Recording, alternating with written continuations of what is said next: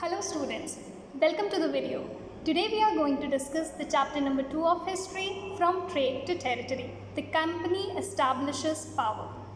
In this chapter we are going to understand how the Britishers established their control over India. हम इस chapter में समझेंगे कैसे जो ब्रिटिशर्स इंडिया आए थे ट्रेड की परमिशन लेकर ended up establishing their rule over it. We are also going to discuss some important topics such as the India before the coming up of Britishers, the India under the colonial rule, some important battles such as the Battle of Plassey, Battle of Buxar, the battle with Tipu Sultan and the Marathas. We are also going to discover that how the British established some policies and they started ruling over our country. They controlled the people of India and its administration.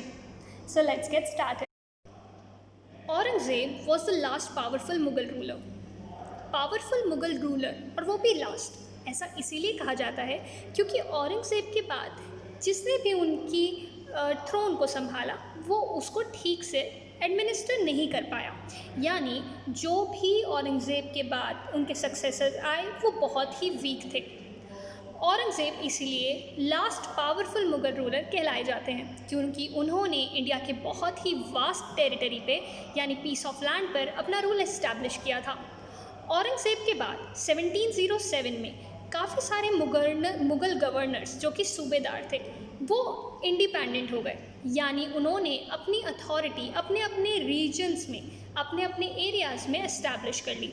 यानी जो दिल्ली एक centre of power कभी रहा करता था अब उसकी power ख़त्म हो गई, यानी Delhi no longer function as an effective centre.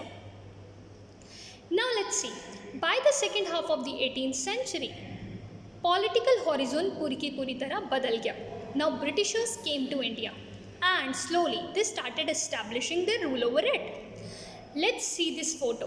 This is the photo of Bahadur Shah Zafar and his sons being arrested by Captain Hudson. As you can see, in 1857, after the first war of independence, revolt of 1857, Bahadur Shah Zafar एक लौते Mughal emperor थे। उनके बाद किसी को भी Mughal emperor मानने से Britishers ने मना कर दिया। इतना ही नहीं, बहादुर शाह जफ़र को अरेस्ट कर लिया गया और उन्हें किंगडम को छोड़ देने के लिए कहा गया और उनके बेटों को मार भी दिया गया।